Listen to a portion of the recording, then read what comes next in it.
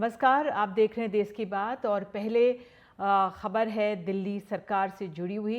बड़ी राहत मिली है आम आदमी पार्टी को।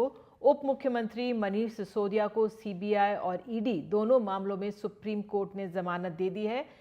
मनीष सिसोदिया को शराब नीति घोटाले में ये जमानत मिली है। 530 दिनों, करीब 1.5 साल से वो जेल में बंद थे और सुप्रीम कोर्ट ने इस मामले में ट्रायल शुरू होने में देरी को आधार बनाया। मनीष सिसोदिया की रिहाई का रास्ता साफ हो गया है।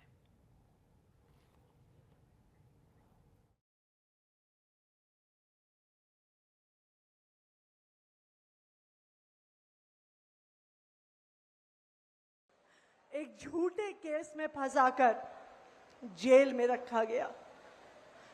आज का दिन भारत के इतिहास में, भारत की शिक्षा व्यवस्था के इतिहास में जाएगा कि उस शिक्षा क्रांति के जनक की आज बेल हुई, आज सच्चाई की जीत हुई, शिक्षा की जीत हुई, दिल्ली के बच्चों की जीत हुई।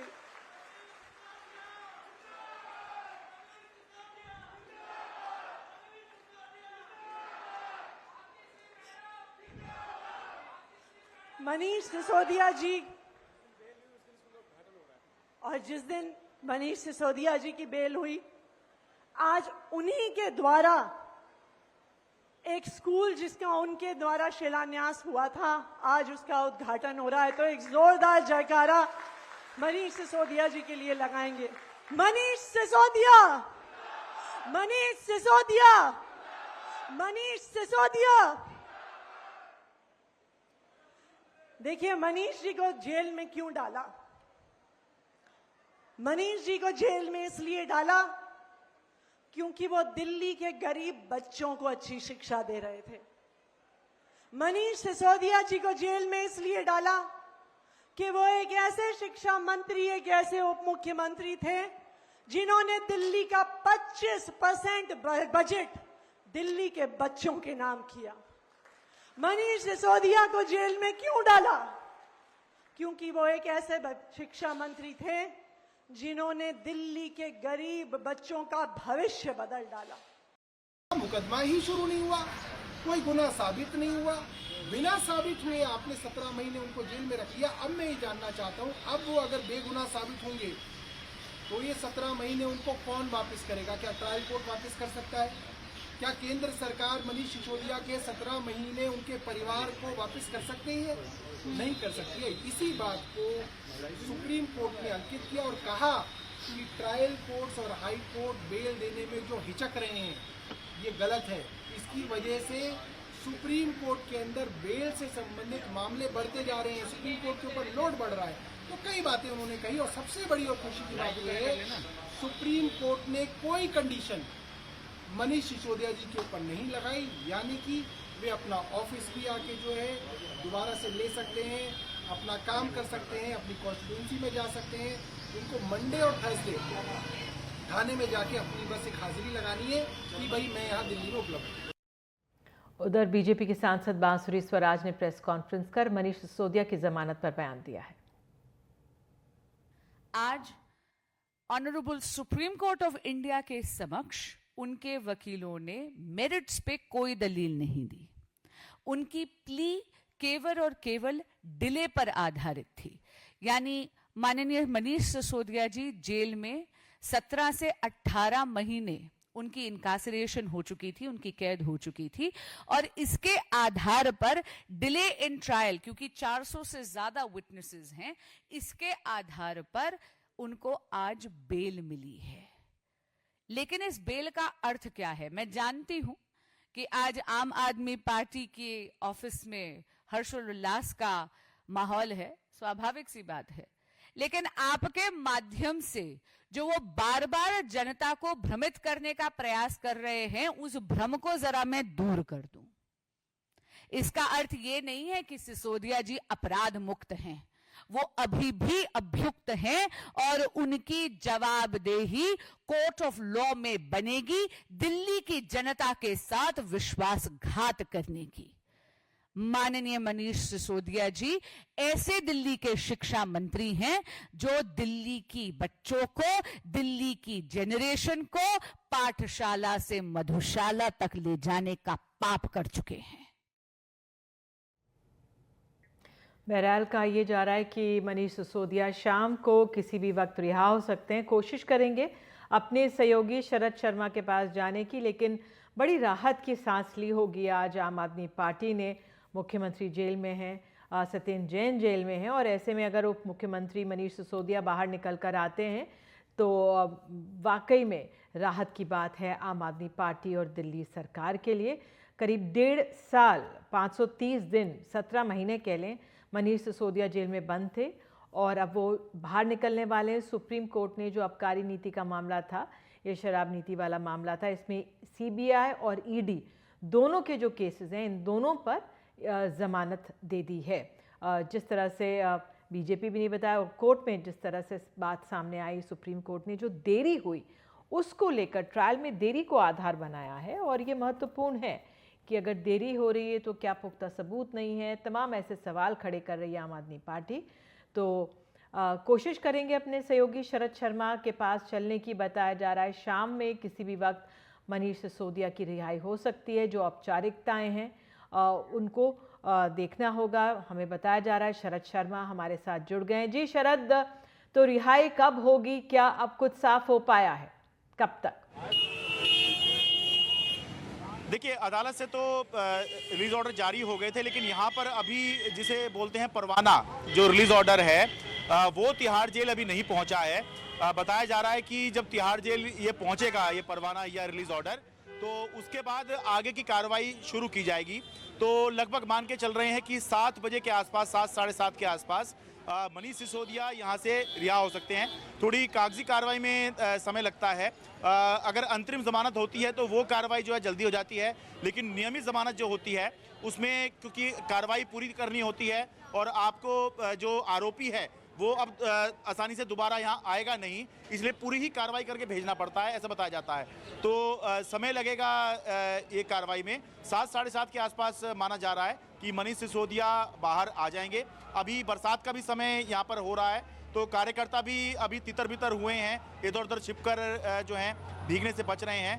तो वो भी देखा जाएगा, क्योंकि संभव है कि बाहर निकलकर मनीष सिसोदिया एक स्पीच दें, जैसा कि इससे पहले भी हुआ है। जब संजय सिंह निकले थे तब एक स्पीच हुई थी, अरविंद केजरीवाल निकले थे तब एक स्पीच हुई थी। तो मनीष सिसोदिया की भी यहाँ पर एक स्पीच की तैयारी की जा रही है। तो ये सब देखते हुए 7 साढ़े 7 का समय बताया जा रहा है जब मनीष सिसोदिया आखिरकार 530 दिन के बाद जेल से बाहर निकल कर आएंगे।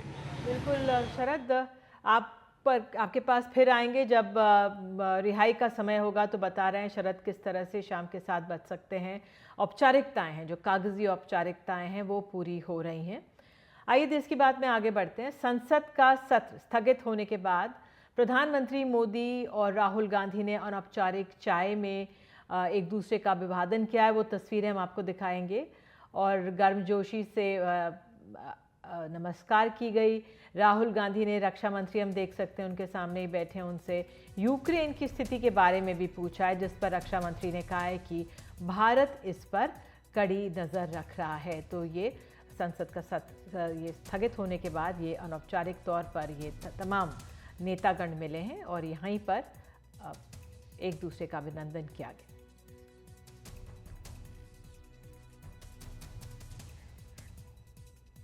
अब आइए बात अब मध्य प्रदेश की करते हैं। मध्य प्रदेश में पिछले 5 महीने से राज्य के सूचना आयोग का काम ठप पड़ा हुआ है। वजह है कि महीनों से राज्य के मुख्य सूचना आयुक्त और सूचना आयुक्त के पद पर नियुक्तियां नहीं हुई हैं।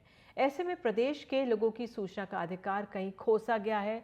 सूचना आयुक्त की कमी के चलते प्रकरणों की लिस्ट लंबी होती जा रही है। आयोग में आवेदन अटकने से लोग सूचना मिलने पाने पर इंतजार उनका लंबा हो गया है। जनता परेशान है। जिम्मेदार कौन होगा, ये एक सवाल है।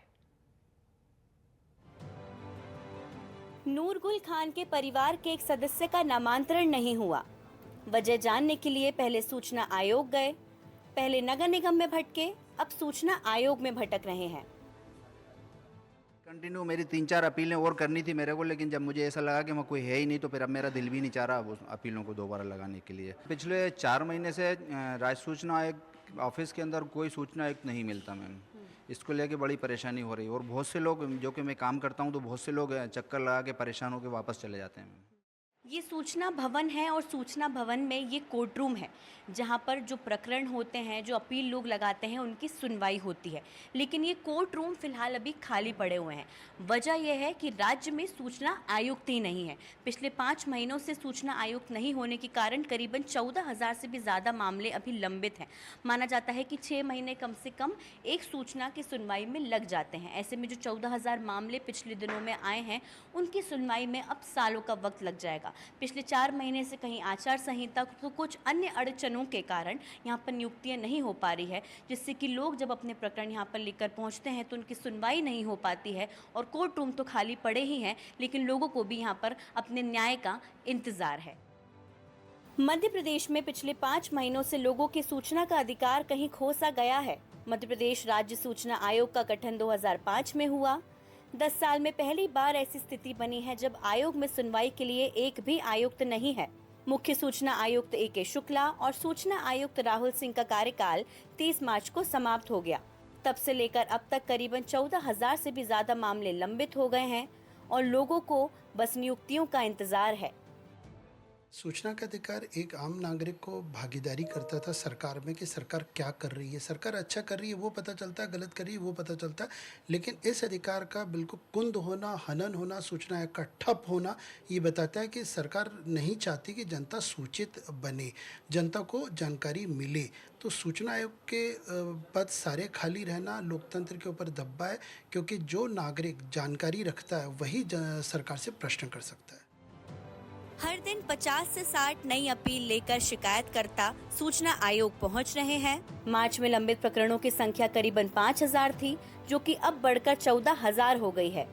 आयोग में किसी प्रकरण की सुनवाई में कम से कम 6 महीने का वक्त लगता है। ऐसे में 4 महीने से नियुक्ति न होने के कारण जो प्रकरण लंबित हैं, उनकी सुनवाई में अब सालों का वक्त लगेगा। पिछले 3-4 महीनों से राज्य सूचना आयोग में आयुक्त महोदय नहीं होने से काफ़ी लंबे प्रकरण आ रहे हैं, जिसके कारण सुनवाइयाँ नहीं हो पा रही हैं। और पहले जब आवेदन लगाए जाते थे उसमें भी काफ़ी समस्या आती थी कि उसकी सुनवाई के लिए किसी भी आवेदनकर्ता, अपीलकर्ता को 6 से 8 महीने के लिए रुकना पड़ता था। वर्तमान में आयुक्त महोदय के नहीं होने से 3 महीने में इतने प्रकरण आए दिन आते जा रहे हैं, जिसके कारण अब सुनवाई 1 से 1.5 साल में होना सुनिश्चित किया जाना लगभग होगा। सूचना अधिकार कानून के मुताबिक यदि आयोग में मुख्य सूचना आयुक्त और एक भी सूचना आयुक्त नहीं है, तो इसका मतलब आयोग है ही नहीं। मुख्य सूचना आयुक्त सहित आयोग के कुल 10 पद स्वीकृत किए गए थे। सितंबर 2023 में केवल 3 पद भरे गए थे। मार्च 2024 में सभी पद खाली हो गए। नियुक्ति के लिए विज्ञापन जारी किया गया। राज्य सूचना आयुक्त के लिए 185 आवेदन मिले हैं, तो वहीं मुख्य सूचना आयुक्त के लिए करीबन 59 आवेदन प्राप्त हुए हैं, लेकिन अब तक नियुक्तियां नहीं हो पाई हैं। दिशा निर्देश जिस स्तर से हो सकते हैं, जिला कलेक्टरों के माध्यम से, संभागीय कमिश्नरों के माध्यम से, ये सारी प्रक्रियाएं चल रही हैं और चली हैं। सबके द्वारा आदेश जारी किए गए हैं। नहीं, इसमें जल्दी नियुक्ति कराने का हम पूरी तरह से पहल करेंगे और जल्दी से हो, जिससे काम सभी सुचारू रूप से चल सके। मध्य प्रदेश में सूचना आयोग का काम है कि वो लोगों के उन सवालों के जवाब सरकारी विभागों से दिलवाएं जिनका इंतजार लोग कर रहे हैं। उन जवाबों को लेकर, उस जानकारी को लेकर लोग काफ़ी ज़्यादा परेशान रहते हैं, लेकिन सूचना आयुक्त ना होने के कारण उनके जो जवाब हैं वो उन्हें मिल नहीं पा रहे हैं। इंतज़ार लंबा होता जा रहा है और जनता कहीं ना कहीं सिर्फ परेशान ही नज़र आ रही है। ना जाने अब उनका ये इंतजार कब खत्म होगा, क्योंकि नियुक्ति का इंतजार करते करते तो महीने बीत चुके हैं। भोपाल से कैमरा पर्सन रिजवान खान के साथ अमृतांशी जोशी, NDTV। हाल ही में सुप्रीम कोर्ट के SC/ST आरक्षण में सब कोटे को मंजूरी का मुद्दा गरमाया हुआ है। SC और ST वर्ग को मिलने वाले आरक्षण में कोई बदलाव नहीं किया जाएगा, ये आश्वासन आज प्रधानमंत्री नरेंद्र मोदी ने दिया।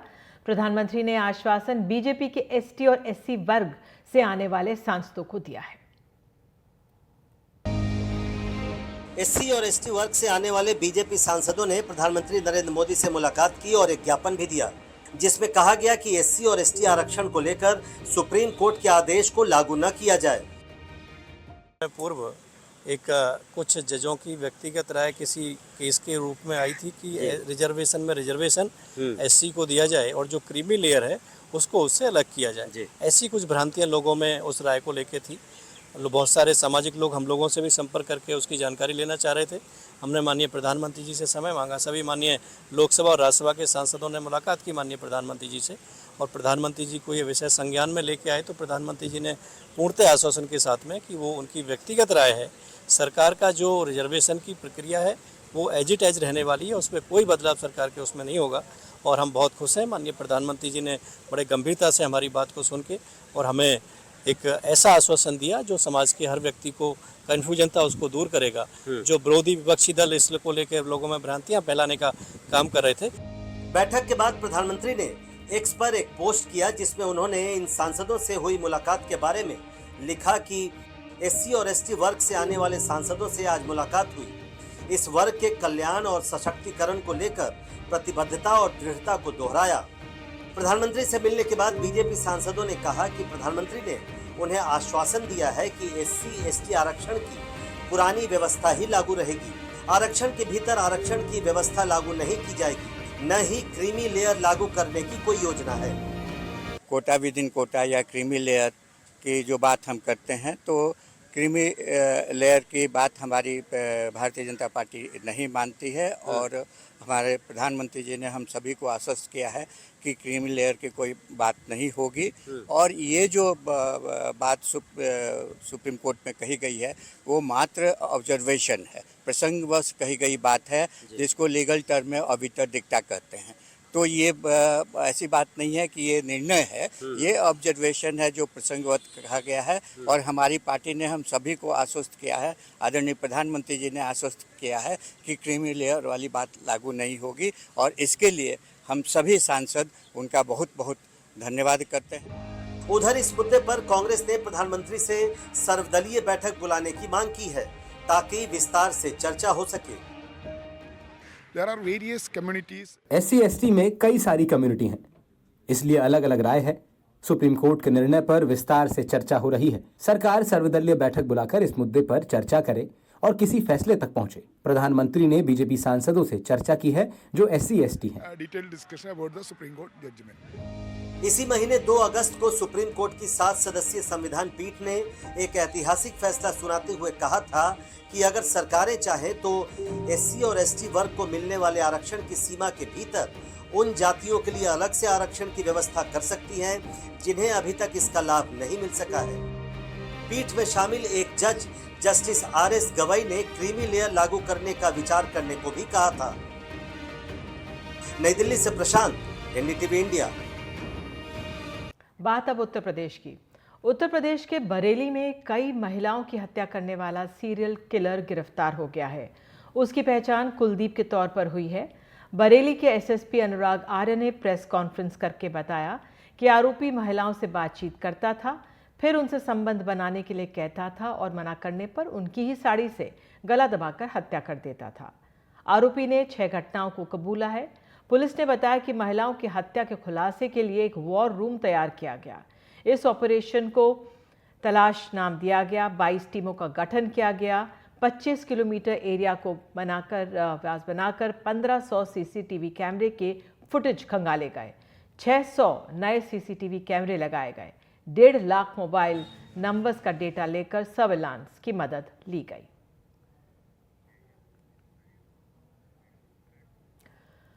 बात हरियाणा की। हरियाणा के स्कूलों में अब गुड मॉर्निंग की जगह जय हिंद कहना अनिवार्य होगा। छात्रों में राष्ट्रीय एकता और देशभक्ति की भावना को बढ़ाने के उद्देश्य से हरियाणा सरकार ने वहाँ के शिक्षा विभाग ने नोटिफिकेशन जारी किया है। 2 पन्नों के इस नोटिफिकेशन में शिक्षा विभाग की तरफ से तमाम तर्क भी दिए गए हैं कि किस आधार पर बच्चों के लिए जय हिंद बोलना अनिवार्य किया गया है। नोटिफिकेशन में जय हिंद के महत्व को भी बताया गया है। दिल्ली में बेसमेंट में संचालित कोचिंग सेंटर में यूपीएससी की तैयारी कर रहे 3 छात्रों की मौत के बाद बेसमेंट में कोचिंग समेत व्यापारिक गतिविधियों को लेकर बहस छिड़ी हुई है। इस बहस के बीच एनडीटीवी ने राजधानी रायपुर शॉपिंग कॉम्प्लेक्स और हॉस्पिटल के बेसमेंट का जायजा लिया तो चौंकाने वाली तस्वीर निकल कर आई है। हॉस्पिटल के बेसमेंट में आईसीयू तो शॉपिंग कॉम्प्लेक्स के बेसमेंट में दुकानें संचालित हो रही हैं। प्रशासन का जवाब वही रटा रटाया, जांच चल रही है।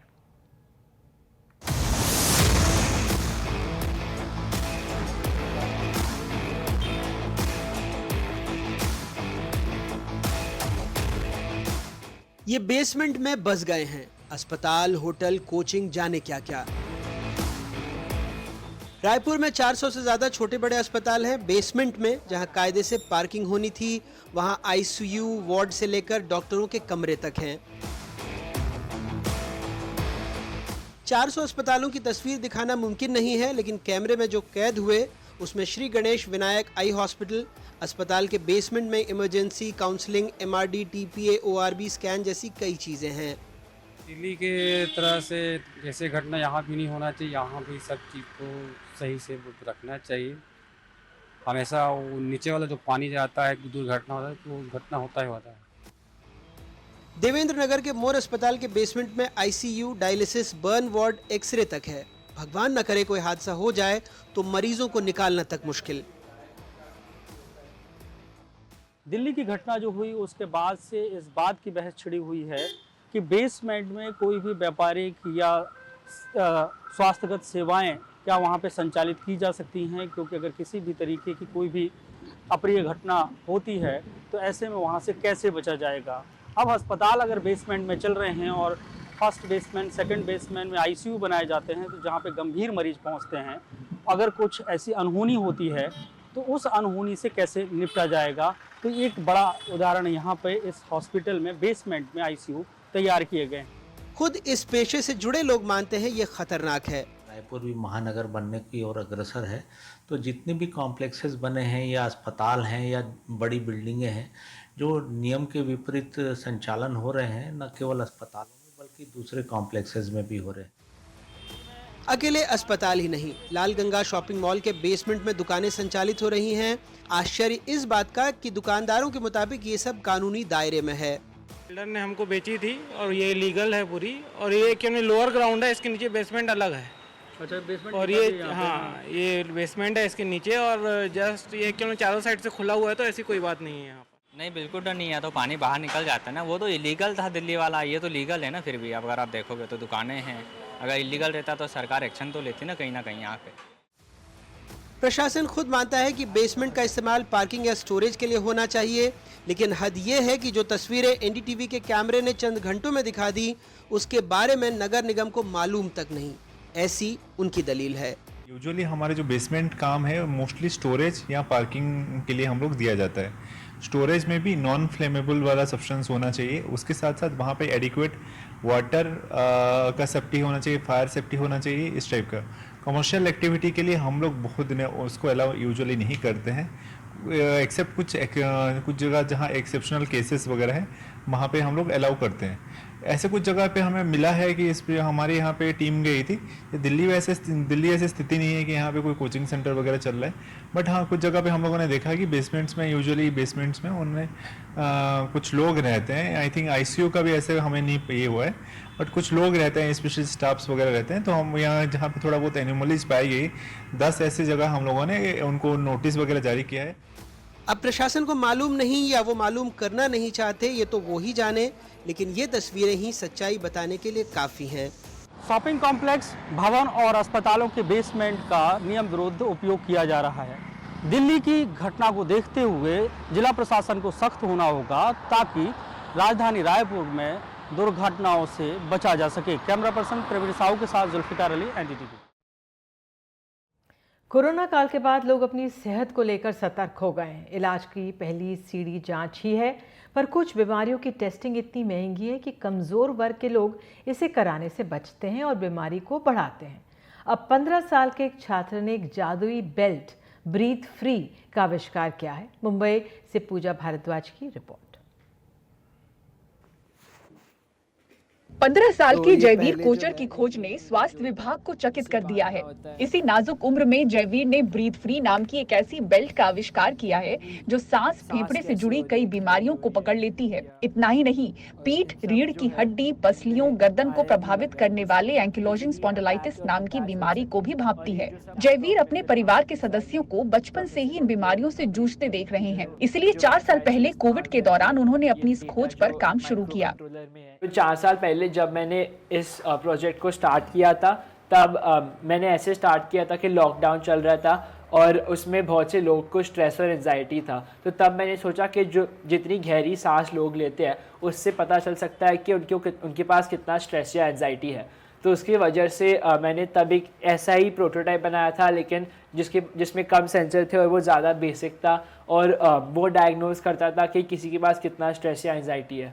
और अभी 3-4 साल इसके ऊपर काम करने के बाद और जब मेरे को ये पता चला कि ऐसी बीमारी है एंकिलोजिंग स्पॉन्डिलाइटिस नाम की जो मेरे परिवार में है, तब मेरे पास इसका आइडिया है। तो एंकिलोजिंग स्पॉन्डिलाइटिस एक ऐसी बीमारी है, एक जेनेटिक प्रीडिस्पोजिशन है। तो इसका मतलब है कि अगर किसी और के पास आपकी परिवार में ये बीमारी है तो ऐसे हो सकता है कि आपके पास भी हो। तो उसके वजह से मेरे पास ये आइडिया आया कि मैं किसी की सांस को ऐसे रिलेट कर सकता हूँ उनकी डायग्नोसिस से। तो तब मैंने ये प्रोटोटाइप बनाया। तो ये ऐसे चलता है कि इसके अंदर एक माइक्रो कंट्रोलर है ESP8266 जो वाईफाई का इस्तेमाल करता है, और IMU है जिसको इंटरनल मेजरमेंट यूनिट कहते हैं। और ये IMU हमको बताता है कि किसी की वो कितना हिल रहा है, और जब हम उसको छाती पे लगाएंगे या पीठ पे लगाएंगे तो ये पता चलेगा कि आप किसी की छाती या पीठ कितनी हिल रही है। तो ये सब जो डेटा होता है लैपटॉप में जाता है, और इसके बाद लैपटॉप में एनालिसिस होती है हम AI या मशीन लर्निंग मॉडल का इस्तेमाल करते हैं इसकी डेटा एनालिसिस करने के लिए। और ये मशीन लर्निंग मॉडल बता सकता है 6 महीने से 1 साल पहले कि आपके पास ये बीमारी है या नहीं है। मुंबई के सरकारी, BMC और निजी अस्पतालों को मिलाकर कुल 1200 मरीजों पर जयवीर अपनी इस डिवाइस को टेस्ट कर चुके हैं और 400 डॉक्टरों ने इसे मददगार माना है। डिटेक्शन एक्यूरेसी 95% बताई जा रही है। पेटेंट की प्रक्रिया जारी है। जो हमको डेटा फीडिंग दे रहा है, मेन तो इसका काम है जो स्कैपुलोथोरैसिक मूवमेंट्स और चेस्ट एक्सपेंशंस हमको शो कर रहा है। So the 360 degree of the entire chest movement is calculated then. Okay. और इसमें कितनी disorders या ऐसी problems हैं जो detect हो सकती हैं? 3-4 disorders which are very major, very common, like lumbar spondylosis, ये अपना cervical spondylosis हो गया, या फिर mainly तो ankylosing spondylitis. Ankylosing spondylitis ऐसी बीमारी है जो जिसमें केमिकल आपकी ब्लड में बढ़ जाता है, जिस कारण से आपकी बोन्स फ्यूज होना शुरू हो जाती हैं। उसके कारण से धीरे धीरे चेस्ट एक्सपेंशन आपकी कम होना, मतलब जो छाती का फूलना और कम होना सांस लेने के साथ वो कम होना शुरू हो जाता है। तो that's how he had come with this idea to me and then we started working on it. अगर पेशेंट की फाइनेंशियल कैपेसिटी में नहीं है वो, तो फिर वो टेस्टिंग नहीं होता और उससे डिले इन ट्रीटमेंट होता है। तो अभी ये इस डिवाइस के माध्यम से हम लोग इसके अंदर ये, अगर वो एक जनरल प्रैक्टिशनर जो you say GP or you say an Ayurvedic doctor or homeopathic doctor, even a nurse also can just utilize this device, put it on the chest and the back and understand कि chest expansion उनकी कम हो रही है patient की। तो उस वजह से और उस हिसाब से फिर वो आगे की टेस्टिंग रिकमेंड कर सकते हैं। और अगर ऐसा है कि भाई चेस्ट एक्सपेंशन और ये नॉर्मल है किसी इंसान का, तो फिर उसको वो हम एक्सपेंसिव टेस्ट से भी बचा सकते हैं। कोविड के बाद लोग डर गए हैं, अभी वही चलते हुए बार बार अपने प्रैक्टिशनर्स के पास जाके बोलते हैं हमें ये टेस्ट करा दो, हमें वो टेस्ट करवा दो। तो इससे अच्छा अगर हमारे पास ऐसा एक यूजफुल इकोनॉमिकल डिवाइस होगा जो मल्टीपल टाइम्स यूज किया जा सकता है without actual, just like a stethoscope in the clinic. आप स्टेथोस्कोप से करने के तो पैसे लेते नहीं हैं, तो उस वजह से ये डर भी लोगों का कम हो जाएगा। Even for doctors also they can have a more reliable this thing. So government of India should consider this device and incorporate them in all the government hospitals, and then eventually it will become one of the most diagnostic useful tools, and the future generation, I hope they come with much more products like this. 11वीं के छात्र जयवीर कोचर बतौर robotic student अपना काफी समय इस ओमोटेक science lab में बिताते हैं। इसी उम्र में कईयों के मेंटोर बन चुके हैं, देश विदेश में अपने आविष्कार का प्रदर्शन कर चुके हैं और सम्मानित किए गए हैं। ओमोटेक की संस्थापक ऋतु जैन बताती हैं कि जयवीर जैसे युवा टैलेंट को अगर नाजुक उम्र में ही स्किल ट्रेनिंग दी जाए तो इन छात्रों की उड़ान और परवान चढ़ेगी। इंडिया एजुकेशन को बहुत इम्पोर्टेंस देता है, तो ऐसे ब्राइट बच्चे हमारे पास बहुत है, लेकिन खाली एक चीज़ जो मुझे लगता है गैप है जो ब्रिज करना चाहिए, और गवर्नमेंट उसमें बहुत ही आगे बढ़ रही है कि हमारा जो एकेडमिक नॉलेज है उसको रियल नॉलेज में हमें कन्वर्ट करना चाहिए। जब तक ये गैप हम ब्रिज नहीं करेंगे, हमारे प्रोडक्ट्स या हमारे फिनिश प्रोडक्ट्स हम इंडिया में बना नहीं सकेंगे। हमारा वो डिटेलिंग, हमारा यूथ जो है, अगर जैसे अभी स्टार्टअप्स का दौर आया है, learning by doing, experiential learning, आपके जो अटल सेंटर्स है, आपके जो मेकिंग एंड लर्निंग वाले जो कॉन्सेप्ट्स हैं, हमारा NEP policy, national education policy ने भी कंपलसरी कर दिया है कि जो भी आप सिखा रहे हैं उसको रियल टाइम एप्लीकेशन बेस्ड करें। भारत हुनरमंदों का सागर मालूम पड़ता है, और आविष्कार के पंख अगर कम उम्र में ही लग जाएं, तो सोचिए कि ये भविष्य में देश को कितना रोशन करेंगे। मुंबई से कैमरामैन संजय मंडल के साथ पूजा भारद्वाज, NDTV इंडिया।